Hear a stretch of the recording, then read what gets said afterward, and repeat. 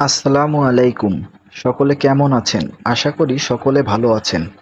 আজকে আমরা জানব বিডিআর বিদ্রোহের সেই করুণ কাহিনী। চলুন তাহলে শুরু করা যাক। সালটা ছিল ২০০৯। ২৫শে ফেব্রুয়ারি সকাল ৯টা। রাজধানীর পিলখানায় তৎকালীন বাংলাদেশ রাইফেলস বিডিআর এর দরবার হলে শুরু হয় দরবার। অনুষ্ঠানের শুরুতেই বিডিআর মহাপরিচালক DG major general Shakil Ahmed বক্তব্য শুরু করেন। বক্তব্যের এক পর্যায়ে কিছু বুঝে ওঠার আগেই বিডিআরের কিছু বিদ্রোহ সদস্যরা অতর্কিত হামলা করে। সেদিন এই হামলায় বিদ্রোহতেই ৫৭ জন মৃত্যুবরণ সেনা হলো না। কর্মকর্তা সহ নিহত হন ৭৪ জন। ১৯৭১ সালের মুক্তিযুদ্ধে সব মিলিয়ে মৃত্যুবরণ করে ৫১ জন সেনা কর্মকর্তা। কিন্তু স্বাধীন বাংলাদেশে এসে মৃত্যুবরণ করে ৫৭ জন সেনা কর্মকর্তা। ঘটনার এত বছর পরে এসেও আপনাদের মনে কি প্রশ্ন জাগেনি? কেন হয়েছিল এই বিদ্রোহ? কেন বা সেদিন সেনাবাহিনী বিদ্রোহীদের দমন করতে সেনা সদস্য পাঠায়নি? ভারতের ভূমিকাই বা কী ছিল? আওয়ামী লীগ কিংবা শেখ হাসিনার ভূমিকা বা কী ছিল? কেন এই হত্যা মামলার তদন্তের রিপোর্ট আজও জাতির সামনে উন্মোচন করা হলো না? চলুন তাহলে ঘটনা শুরু করা যাক। সেনাবাহিনীর থেকে ট্রেনিংপ্রাপ্ত হওয়ার পরও বিডিআররা সেনাবাহিনীর থেকে কম সুযোগ সুবিধা পেত।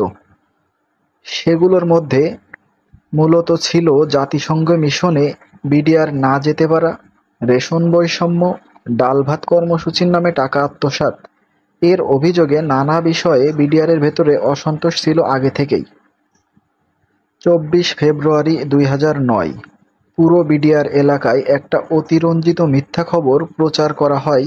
তা হচ্ছে বিডিআর প্রধান মেজর জেনারেল শাকিল আহমেদ নাকি বিডিআরদের ডাল-ভাত কর্মসূচির থেকে ৩ কোটি টাকা আত্মসাৎ করেছেন।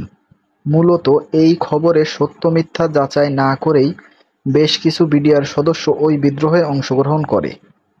২৫ ফেব্রুয়ারি ২০০৯ পিলখানা দরবার হলে হাজির ২৫৬০ জন বিডিআর জওয়ান। সকাল ৯টা ৫ মিনিট পিলখানার দরবারে হাজির হন তৎকালীন বিডিআর প্রধান মেজর জেনারেল শাকিল আহমেদ। ৯টা ৩০-এ বক্তব্য দেওয়া শুরু করেন মেজর জেনারেল শাকিল আহমেদ। এ সময় মেজর জেনারেলকে হত্যা চেষ্টা করতে মঈন নামে এক জওয়ান উঠে আসে অস্ত্র হাতে নিয়ে। মঈনকে ধরে ফেলে মেজর জেনারেল শাকিল আহমেদের গার্ডে থাকা সেনাবাহিনীরা। এর আশপাশে থাকে সেনা সদস্যরা। শুরু হয় বিক্ষিপ্তভাবে ছোটাছুটি এবং গোলাগুলি। শুরু হয় পিলখানার ভেতরে বিডিআর বিদ্রোহ। অন্যদিকে দরবার হলের ভেতরে মেজর জেনারেল শাকিল আহমেদ ও তার অনুগত সেনারা দরবারের ভিতরে প্রস্তুত পরিস্থিতি শান্ত করতে ব্যস্ত। সকাল ৯টা ৩২ minute major general Shakil phone দিয়ে জানান তৎকালীন সেনাপ্রধান মঈনউদ্দিন আহমেদকে। পরিস্থিতি সম্পর্কে বিস্তারিত জানান। পিলখানায় জরুরি সেনা পাঠাতে অনুরোধ করেন। এরপরে ফোন করেন র্যাবের ডিজিকে, সেখানেও সাহায্য চান। ঠিক ৯টা ৩৮ জেনারেল শাকিল আহমেদ ফোন করেন প্রধানমন্ত্রী শেখ হাসিনাকে। তখনও অসংগঠিত বিদ্রোহী বিডিআর সদস্যরা দরবার হলের ভিতরে কিংকর্তব্য বিমূঢ় হয়ে পড়েন। সাহায্য চাওয়ার এক পর্যায়ে কোথা থেকেও সাহায্য না আসাতে মেজর জেনারেল শাকিল আহমেদ কিংকর্তব্য বিমূঢ় হয়ে পড়েন। মেজর জেনারেল শাকিল আহমেদ সহ অন্যান্য সেনা অফিসাররাও কিংকর্তব্য বিমূঢ় হয়ে পড়েন। পরিস্থিতি আস্তে আস্তে ভয়ঙ্কর হয়ে উঠতে থাকে। সময় বাড়ার সাথে সাথে ১০-২০ মিনিটেও শাকিল আহমেদ জানতে চায় কেউ কোনো সাহায্য পাঠাচ্ছে কিনা, কিন্তু কোনো সাড়া শব্দ নেই। অন্যদিকে ১০টা ৪০ মিনিটে অস্ত্র হাতে দরবার হলের ভিতরে প্রবেশ করে খুনিরা। তারা গালাগালি করতে থাকে, অফিসারদের তুচ্ছ-তাচ্ছিল্য করতে থাকে, অফিসারদের ব্যাজ খুলে নিয়ে তাদেরকে বিভিন্ন আদেশ দিতে থাকে। ১০টা ৪২ মিনিটে খুনিরা একদম কাছ থেকে মেজর জেনারেল শাকিল আহমেদ ও তার অনুগত সেনা সদস্যদের গুলি করে হত্যা করে। শুরু হয় ভয়ঙ্কর হত্যাকাণ্ড। কিন্তু সেনাবাহিনী কেন কোনো অভিযান চালালো না? এটা তো কোনো যুদ্ধক্ষেত্র নয় কিংবা কোনো দুর্গম এলাকাও নয়। পরবর্তীতে সেনাপ্রধানের কাছে জানতে চাইলে সেনাপ্রধান জানান সেনাপ্রধানকে ভারত হুমকি দিয়েছিল যাতে তারা বিদ্রোহের কোনো প্রকার সেনা অভিযান না চালায়, এতে করে শেখ হাসিনার ক্ষমতা হুমকির মুখে পড়তে পারে। এমনকি বিডিআর বিদ্রোহে শেখ হাসিনাকে উদ্ধারে প্যারাট্রুপারও প্রস্তুত রেখেছিল ভারত। আরও উল্লেখ আছে, ভারত কালাইকোন্ডার পাশাপাশি জয়হাট ও আগরতলাতেও প্যারাট্রুপার প্রস্তুত রাখা ছিল। নির্দেশ এলে ভারতীয় সেনারা ৩ দিক থেকে বাংলাদেশে প্রবেশ করত। উদ্দেশ্য ছিল যে জিয়া আন্তর্জাতিক বিমানবন্দর, বর্তমানে হজরত শাহজালাল আন্তর্জাতিক বিমানবন্দর ও তেজগাঁও বিমানবন্দর দখলে নেওয়া। পরবর্তীতে প্রধানমন্ত্রীর বাসভবন, গণভবন দখলে নিয়ে শেখ হাসিনাকে নিরাপদ আশ্রয়ে সরিয়ে নেওয়া। এ বিষয়ে বিস্তারিত জানতে চাইলে আপনারা নেত্র নিউজ আর্টিকেল পড়তে পারেন।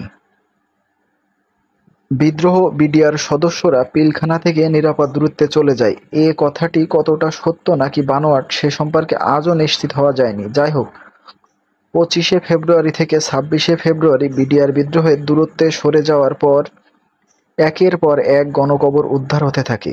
কোনো কোনো সেনা অফিসারদের মরদেহ পড়ে থাকে নর্দমার ড্রেনে। এসব সেনা অফিসারদের পরিবারের কান্নায় ভারী হয়ে ওঠে বাংলার আকাশ বাতাস। তার কয়দিন পর বিক্ষিপ্ত সেনা অফিসারদের সামাল দিতে ক্যান্টনমেন্টে যান তৎকালীন প্রধানমন্ত্রী শেখ হাসিনা। সেখানে সব কর্মকর্তাদের শেখ হাসিনা বিভিন্ন প্রশ্নে জর্জরিত করে রেখেছিলেন। কেন শেখ হাসিনা পিলখানায় আটকা পড়া অফিসারদের উদ্ধার করার জন্য কোনো প্রকার ব্যবস্থা নিল না? এই ধরনের প্রশ্ন যারা করেছিল তাদের প্রত্যেককে কয়েক মাস পর সেনাবাহিনীর থেকে চাকরচ্যুত করা হয়, কাউকে তো গ্রেপ্তারও করা হয়। অন্যদিকে নানা শর্ত সাপেক্ষের বেড়াজালে পিলখানায় গঠিত হয় ৩ সদস্যের তদন্ত কমিটি। লেফটেন্যান্ট জেনারেল জাহাঙ্গীরের নেতৃত্বে সামরিক তদন্ত কমিটি আর আনিসুল জামানের নেতৃত্বে বেসামরিক তদন্ত কমিটি।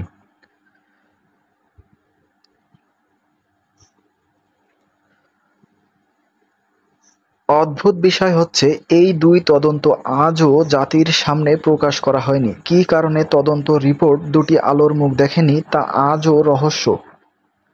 অন্যদিকে আওয়ামী লীগের পক্ষে এসপি বলে পরিচিত আব্দুল কাহার আকন্দের অধীনে একটি তদন্ত করা হয়। আর এইখানে একটি মজার বিষয় হলো, আব্দুল কাহার আকন্দি আওয়ামী লীগ বাংলাদেশের সব গুরুত্বপূর্ণ মামলা তদন্ত করে থাকে। ২১ আগস্ট গ্রেনেড হামলা, পিলখানা বিদ্রোহ এর সকল বিষয়ে তদন্ত করেছিল আব্দুল কাহার আকন্দ এবং যথারীতি সকল রিপোর্টই বিএনপি এবং প্রতিপক্ষ রাজনীতির উপর সকল দোষ চাপিয়ে দেয়। তা নিয়ে আজও জনমনে আছে একটা প্রশ্ন, কেন মেজর জেনারেল শাকিল আহমেদের অনুরোধের পরও কোনো প্রকার সামরিক অভিযান চালানো হয়নি? ঘটনার পরিপূর্ণ বিশ্বাসযোগ্য বিচার হয়নি?